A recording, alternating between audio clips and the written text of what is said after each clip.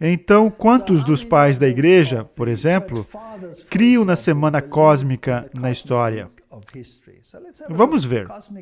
A semana cósmica e os pais da igreja. Aqui temos um artigo da Wikipedia. Os primeiros pré-milenaristas incluem Pseudo-Barnabé, Pápias, Metódio, Lactâncio, Comodiano, Teófilo, Tertuliano, Melito, Hipólito de Roma, Vitoriano de Petal.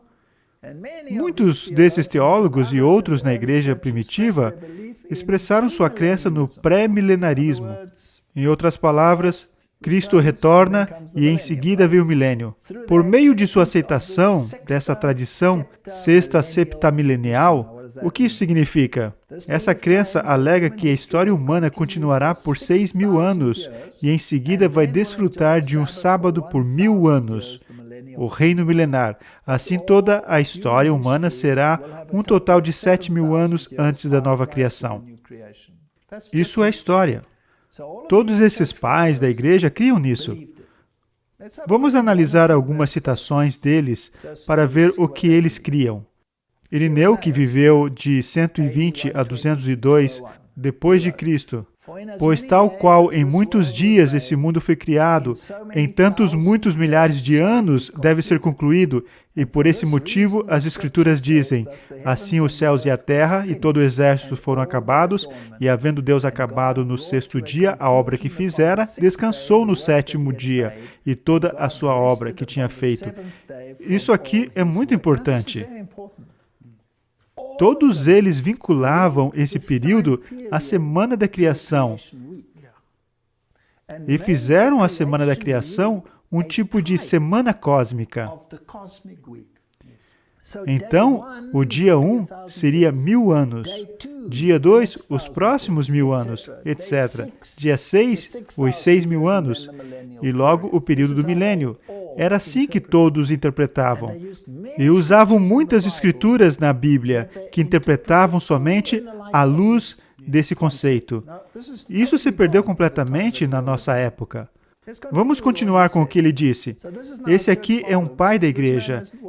Esse homem não foi influenciado pelos escritos de Ellen White. Ele tinha a Bíblia e Ellen White só surgiu muitos anos depois. Esse é um registro das coisas anteriormente criadas, bem como uma profecia do que está por vir. Pois o dia do Senhor é como 1.000 anos, e em 6 dias as coisas criadas estavam concluídas. Fica evidente, portanto, que elas chegarão a um fim no 6º ano milenar. Toda a apostasia de 6.000 anos, injustiça e falsa profecia e decepção, para o bem dessas coisas, um cataclismo de fogo deve sobrevir à terra. Era no que eles acreditavam. Tais devem ocorrer nos tempos do reino, ou seja, no 7º dia, que foi santificado, no qual Deus descansou de todas as obras que criou, que é o verdadeiro sábado dos justos, que eles não devem estar envolvidos em nenhuma ocupação terrenal, mas devem ter uma mesa posta preparada para eles por Deus, fornecendo-lhes todos os tipos de pratos. Ele está se referindo ao período do milênio. Então, Irineu cria uma semana cósmica, 6.000 anos, 1.000 anos. Eis um outro importante, Hipólito. Não vamos analisar todos eles.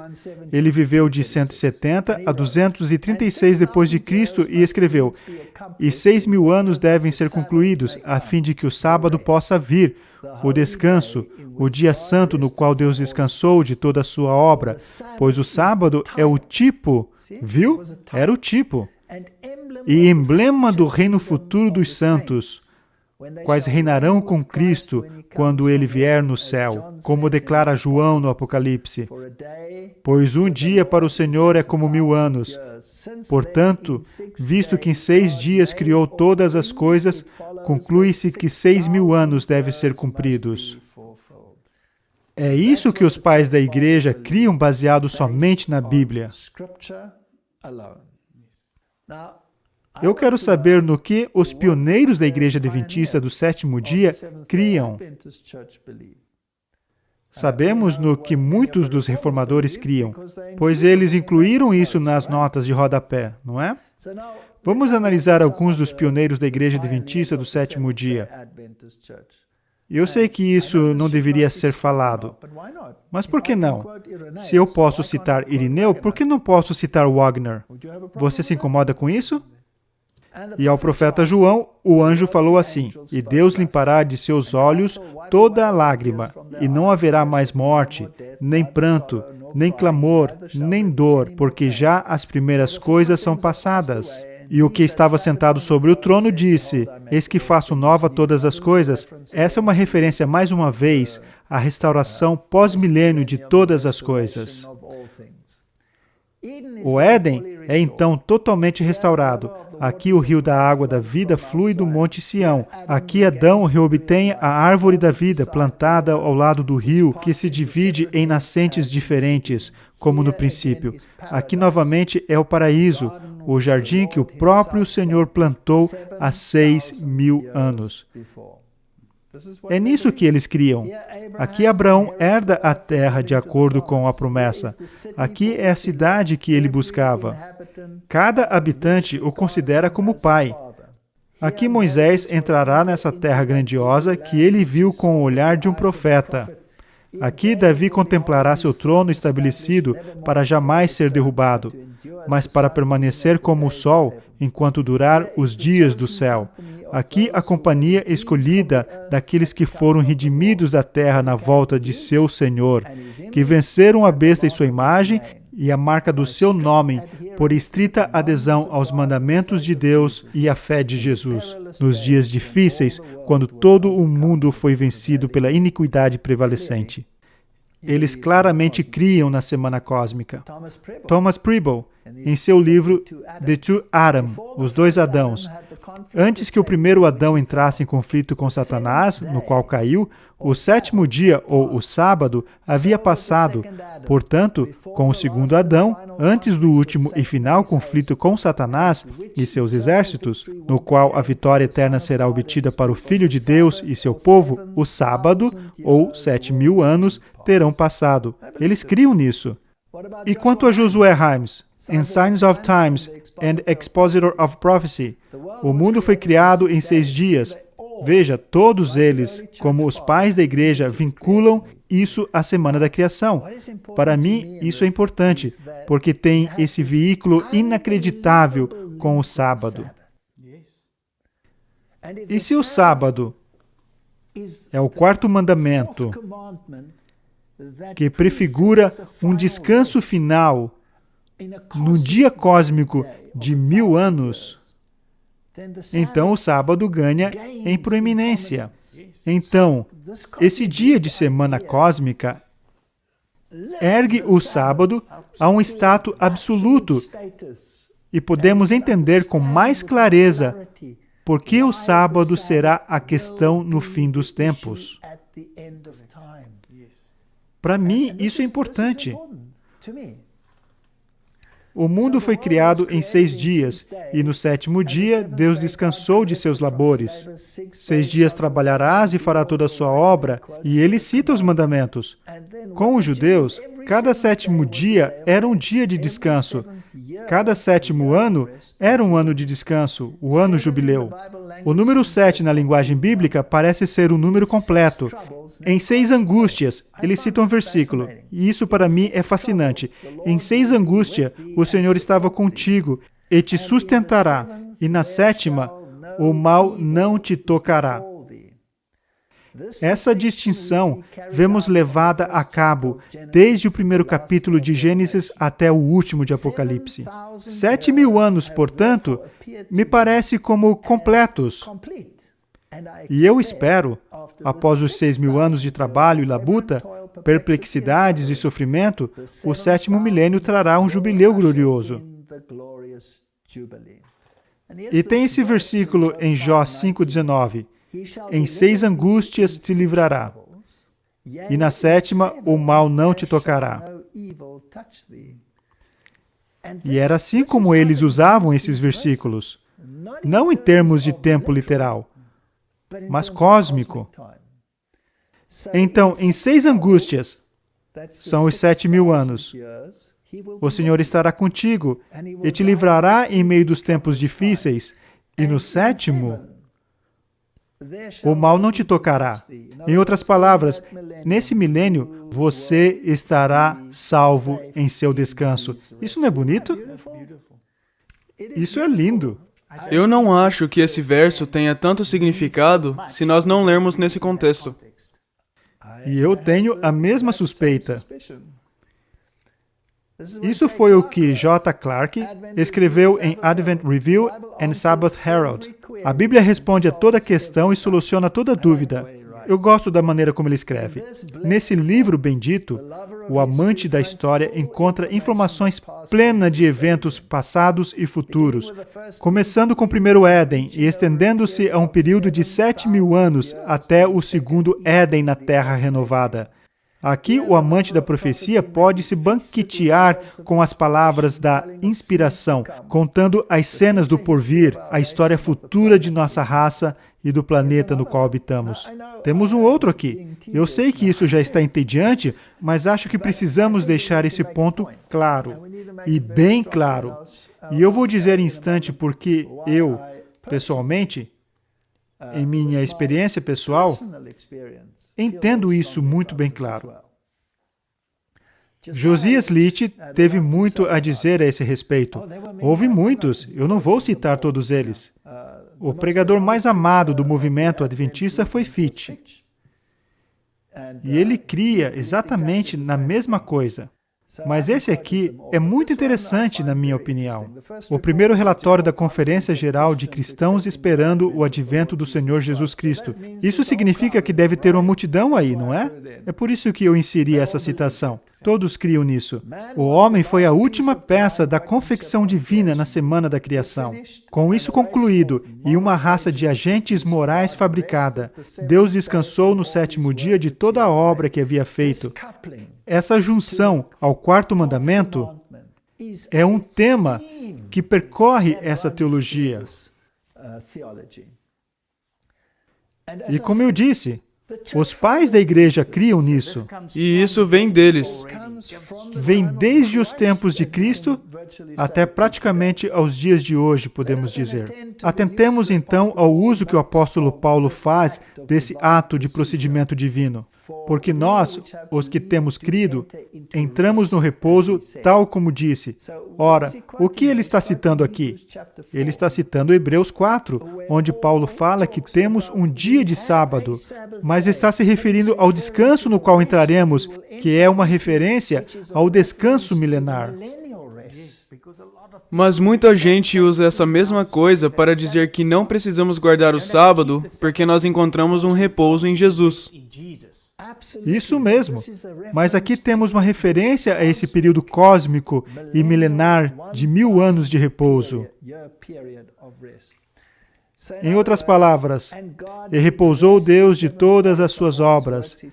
Ele está citando Paulo. O argumento é que, embora desde a fundação do mundo, um repouso foi proporcionado ao homem, ainda assim, aqueles e somente aqueles que creem vão herdá-lo. Ele também extrai dos textos que cita 3 inferências. Primeiro, que o descanso de Deus no 7º dia foi tipicamente profético. Isso é interessante, ou seja, não era uma profecia de tempo específica, era tipicamente profético, de um descanso futuro para seu povo fiel. Era baseado em um tempo literal e não em tempo profético, era uma marcação de tempo tipológica. Segundo, e que o descanso que Josué deu não foi completo, portanto permanece um descanso para o povo de Deus. Contudo, talvez se faça objeção, embora o sábado seja um tipo de descanso futuro que permanece para o povo de Deus. No entanto, isso não quer dizer necessariamente que haja uma profecia acerca disso. Mas analisemos esse ponto. Um tipo é uma imagem, uma representação de um outro e subsequente objeto. Será que a própria ideia de um tipo não pressupõe a existência subsequente de um antítipo? É uma boa pergunta. A menos que pressuponha, não pode ser um tipo. Assim, se o sábado é um tipo do descanso futuro para o povo de Deus, a promulgação desse tipo é uma profecia do antítipo. Portanto, conclui-se que a profecia e a profecia de um repouso futuro para o povo de Deus começou com o exercício do governo moral de Deus sobre o homem, o sétimo dia do início da criação. Dar a cronologia da profecia é traçar sua história de período a período, desde sua origem até sua consumação. Investiguemos, pois, mais especificamente o que o sábado prefigura e prevê. Essa é a questão do tempo do fim. E a Igreja Adventista do Sétimo Dia tem dito constantemente que o sábado será a questão. E as pessoas dizem, quem se importa se é esse ou outro dia? Isso não é tão importante assim. Será que isso não acrescenta notoriedade? Com certeza. Já vimos que isso prefigura um descanso futuro para o povo de Deus. Tem sido quase opinião universal da Igreja, tanto judaica como cristã, que o sábado prefigura uma condição gloriosa de repouso para a Igreja durante os 7.000 anos do mundo. Aqui ele diz de novo, os principais argumentos a favor disso são, em suma, os seguintes. Deus criou o mundo em 6 dias e descansou no 7º, e constituiu o sábado um tipo de descanso futuro. Portanto, podemos esperar que depois das angústias e comoções de 6.000 anos, haverá um descanso de 1.000 anos de todas essas angústias. A instituição dos sábados e jubileus entre os judeus tem sido considerada típica da mesma coisa. O terceiro argumento é de 2 Pedro, no qual ele diz que um dia é como 1.000 anos. O quarto eu creio ser o mais forte argumento, vem do capítulo 20 do Apocalipse, onde ele fala do reinado de 1.000 anos. Ou seja, se há um período de tempo específico que se refere ao repouso, ao milênio, então deve haver períodos de tempo específicos para os outros. Esse é o argumento dele. E ele conclui assim, com essas considerações, agora procederei para mostrar que a cronologia da profecia, conforme registrada na Bíblia, nos apresenta 7.000 anos desde o início do exercício do governo moral de Deus sobre o homem, até o período final da conquista de todos os inimigos de Deus. E quando Satanás, a morte e o inferno, com todos aqueles cujos nomes não estão escritos no livro da vida, serão lançados no lago de fogo, que é a segunda morte. É nisso que eles criam. Aqui temos algumas inferências interessantes. Adão morreu no primeiro dia. Gênesis capítulo 2, versículo 17 diz, é assim que eles pensavam, só estou acrescentando isso a título de interesse. Mas da árvore do conhecimento do bem e do mal, dela não comerás, porque no dia em que dela comeres, certamente morrerás. Ora, todos dizem, mas Adão não morreu. Então, como se interpreta isso? Aí dizem, mas ele morreu espiritualmente. Só que ele ainda continuou vivendo, não foi? Como esses reformadores e pioneiros pensavam a esse respeito? Ele estava se referindo ao dia cósmico, que representa 1.000 dias. Então, no dia em que dela comeres, certamente morrerás. Será que ele morreu no primeiro dia cósmico? A resposta é sim. Na verdade, nenhum dos antediluvianos chegou a 1.000 anos de idade. Todos morreram antes disso. Assim, todos morreram no primeiro dia cósmico, se desejar chamá-lo assim. Tem também esse versículo aqui, Oséias 6, 1 e 2. Vinde e tornemos ao Senhor, porque Ele despedaçou e nos sarará, feriu e nos atará a ferida. Depois de 2 dias, nos dará a vida, e ao terceiro dia, nos ressuscitará e viveremos diante dele. Muitos gostariam de dizer que isso é uma referência à ressurreição. Mas também podemos dizer, como essas pessoas entendiam, que depois de 2 dias nos dará vida, ao terceiro dia nos ressuscitará e viveremos diante dele. Então diriam que deve haver um dia cósmico de 2 dias até a volta de Jesus. Isso deve ser 2.000 anos e em seguida virá o milênio.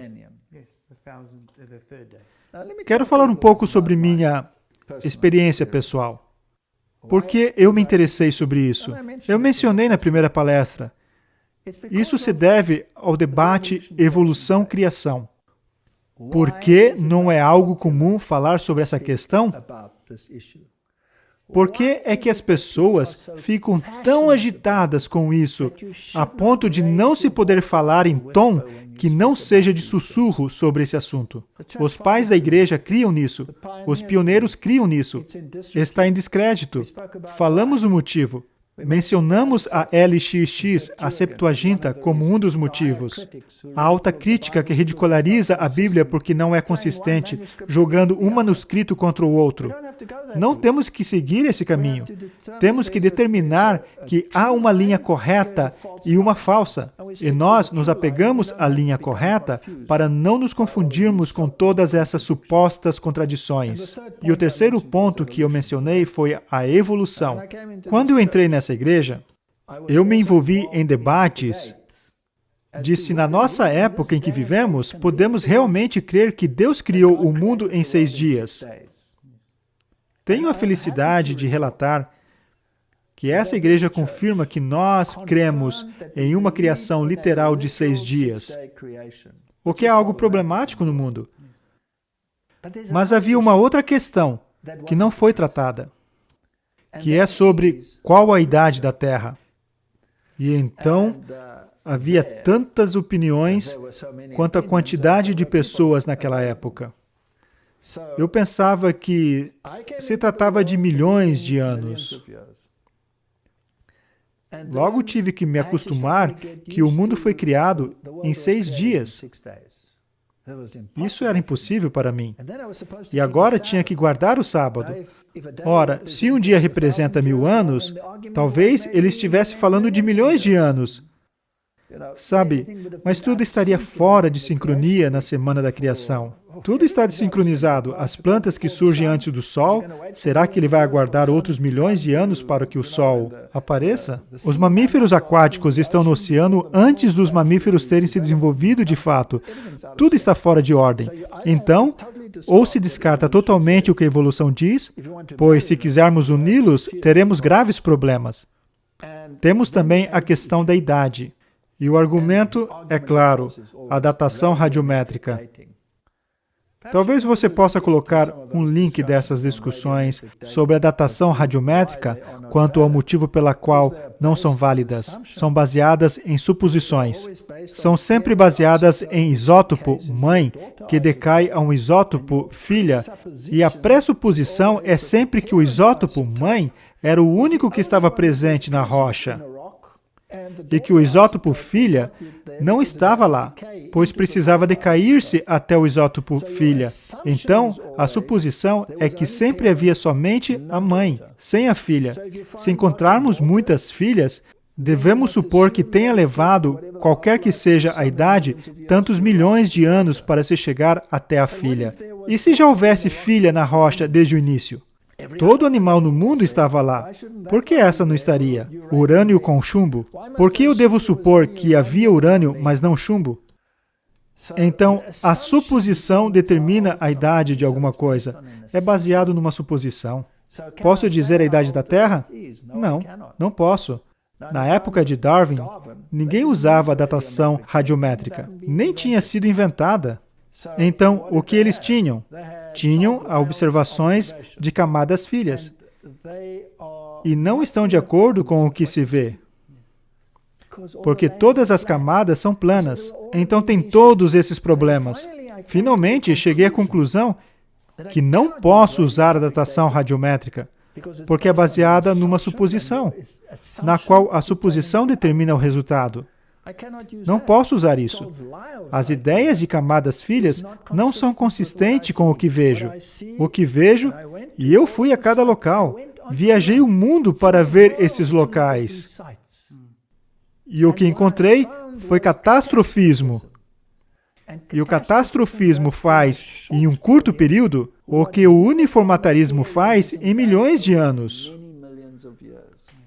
Mas esse conceito de que o mundo é antigo e velho está muito infundido e entalhado na mente dos homens, que é difícil mudá-lo. E agora vem a pergunta do ridículo. As pessoas têm medo de serem ridicularizadas. E eu estava ouvindo muitas das palestras de pessoas da fé. cientistas destacados da fé, dando palestras. Sim, mas você sabe, ok, talvez não seja bilhões de anos, mas não podemos dizer 6.000 anos. Isso é tão ridículo. Digamos então centenas de milhares. E temos todas essas transigências.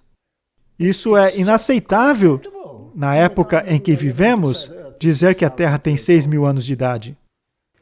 Eu me lembro que fui a uma dessas palestras de um professor.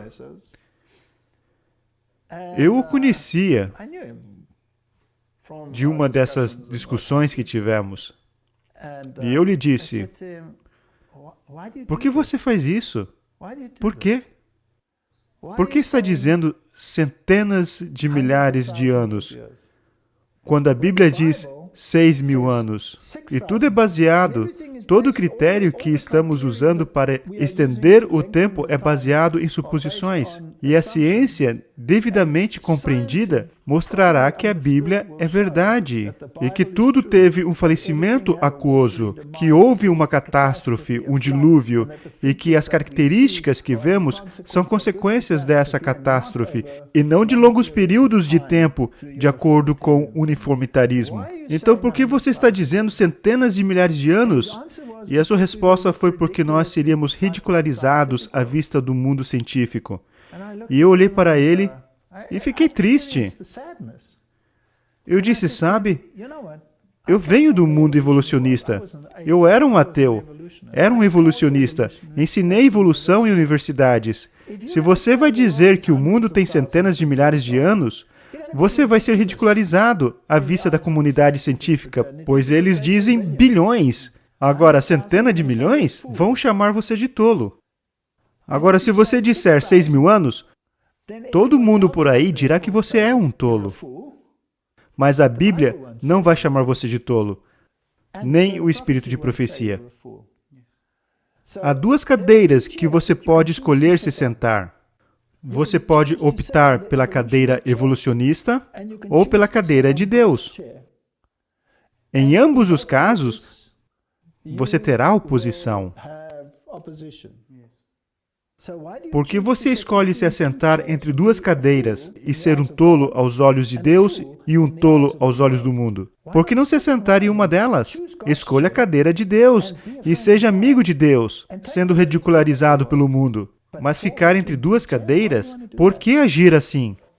Então, naquele momento, eu decidi me assentar na cadeira das Escrituras. Deus disse, e eu vou acreditar, porque todas as evidências que eu tenho apontam para isso.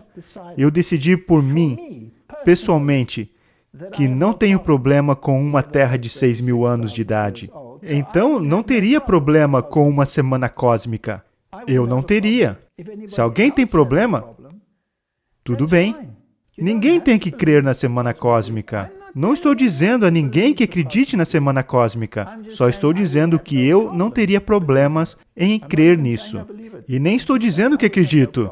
Só estou dizendo que não teria problemas em crer nisso. É assim que eles usavam o texto. Vamos analisar isso outra vez. O medo é que citar o espírito de profecia sobre a semana cósmica não esteja de acordo com o pensamento moderno, pois isso poderia colocá-los em descrédito, bem como o espírito de profecia, pois pareceríamos ridículos aos olhos do mundo. Eles diriam, uau, esse povo é louco. Vocês são fundamentalistas? Creem que o mundo tem 6.000 anos? Meu Deus, vocês são capazes de crer em qualquer coisa. Vocês creem que a lua é feita de queijo?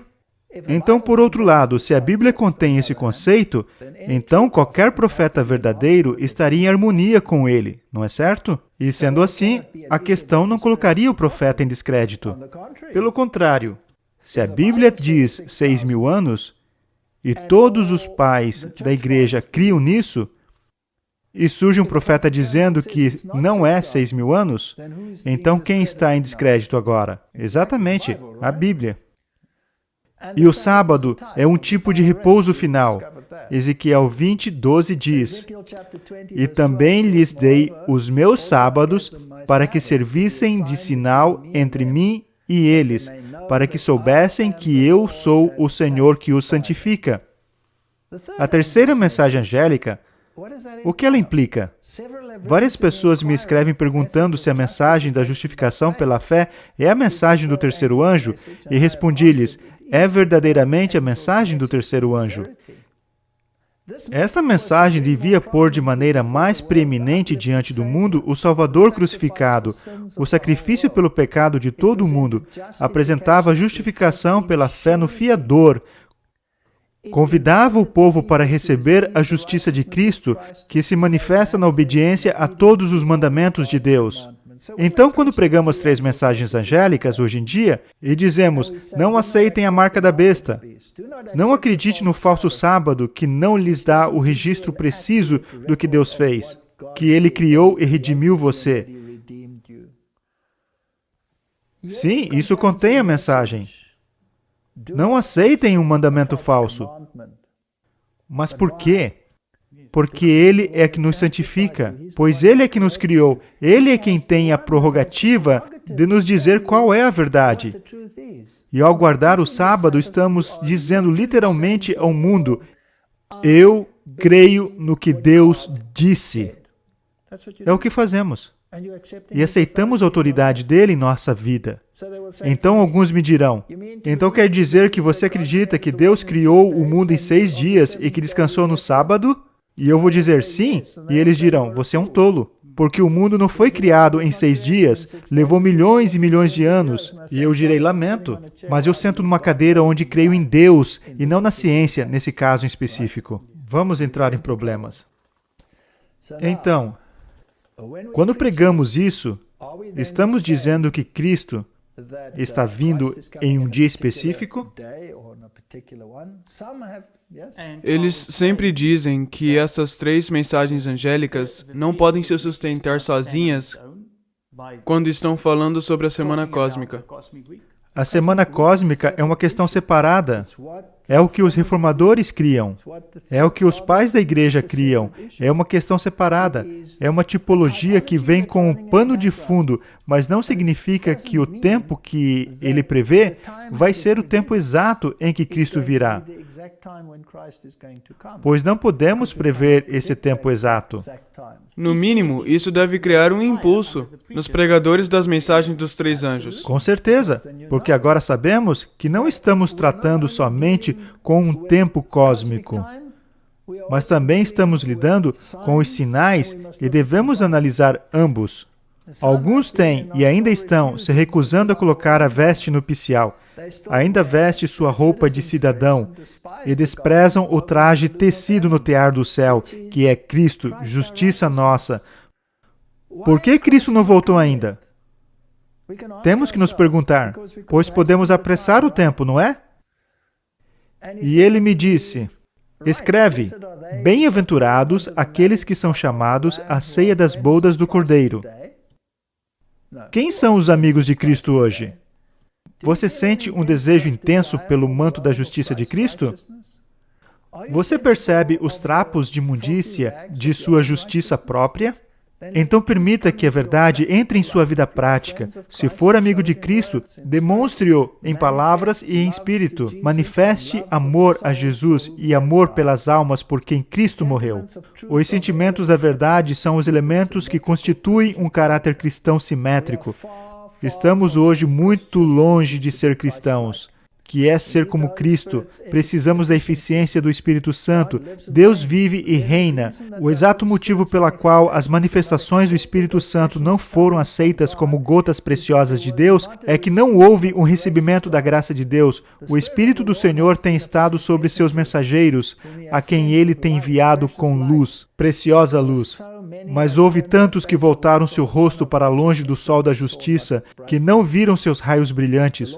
O Senhor disse acerca deles, eles voltaram as costas para mim e não o rosto. Há necessidade de se buscar o Senhor mais avidamente. Estamos vivendo em um tempo, numa época em que precisamos buscar o Senhor mais avidamente. Houve um tempo em que uma mensagem veio à tona em 1888 e tínhamos que aceitar a justiça de Cristo. A lei de Deus é o padrão do caráter.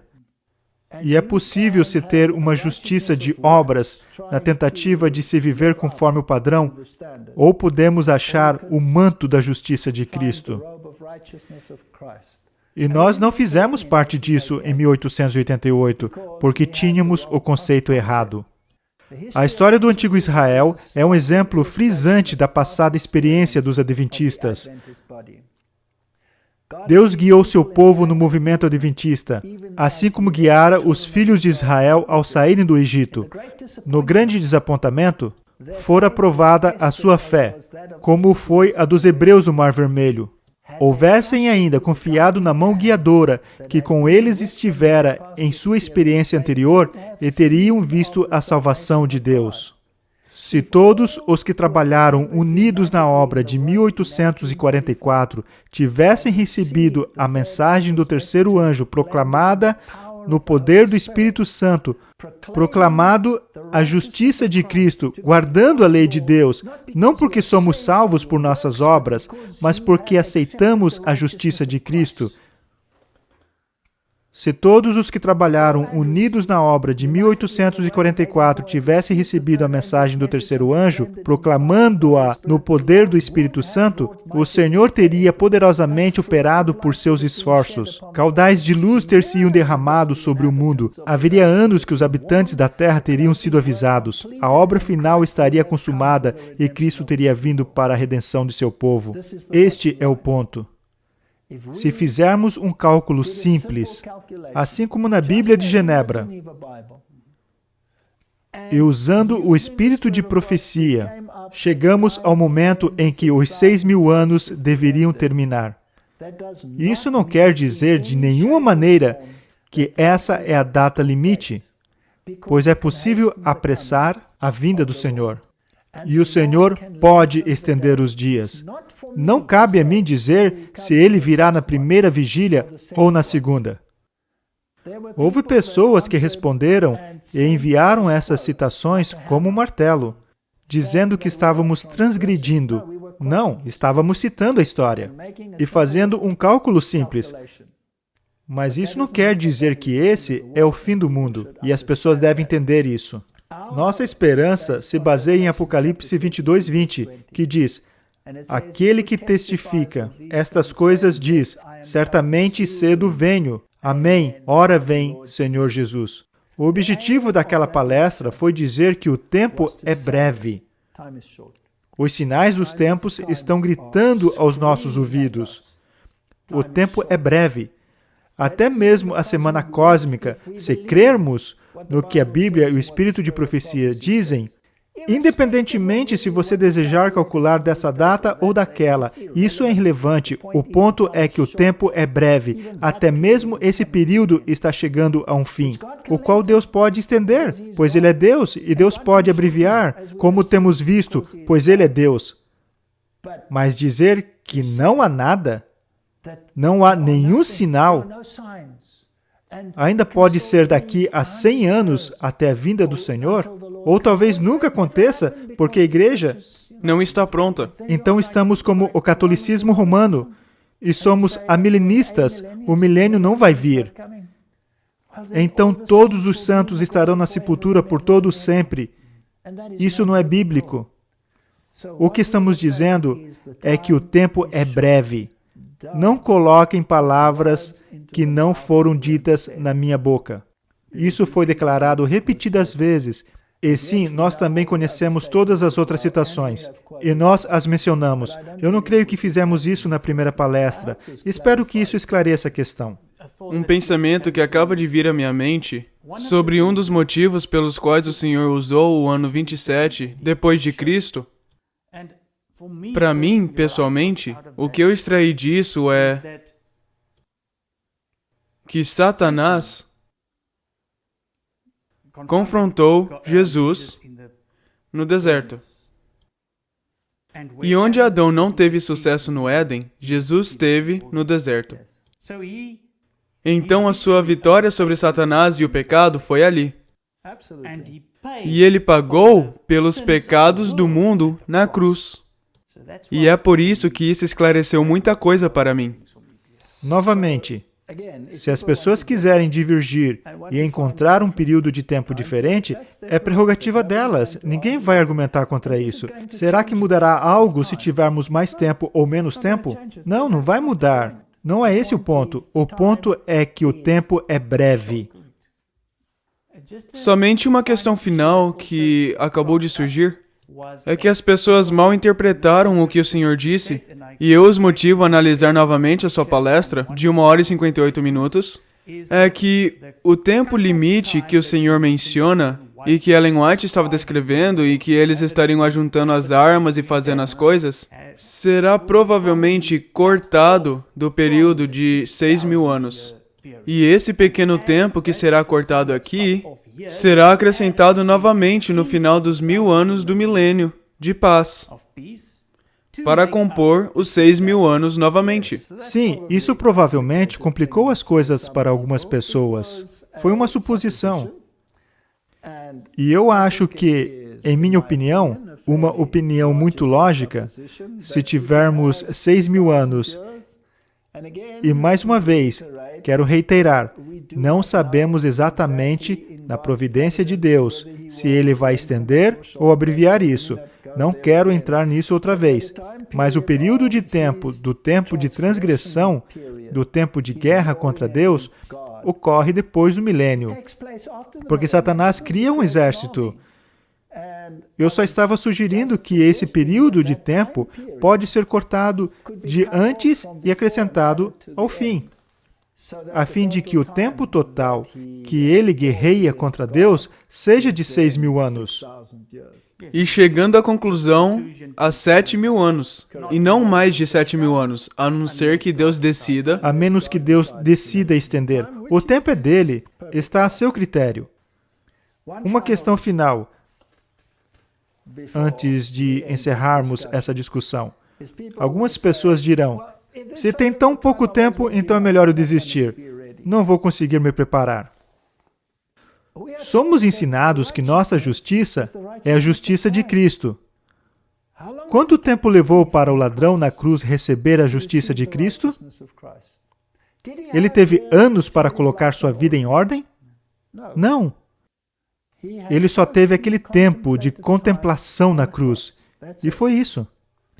Portanto, qualquer um que se sinta ameaçado pela ideia de que Cristo está voltando em breve, siga o exemplo do ladrão na cruz e diga ao Senhor, Senhor, eu sou um pecador e transgredi sua lei e não tenho direito ao céu.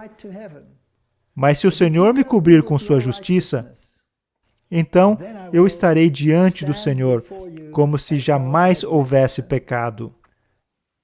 Confesse seus pecados e arrependa-se, e Deus o conduzirá em meio aos tempos em que vivemos e o levará àquele glorioso repouso que é conhecido como o sábado do repouso. Que Deus os abençoe.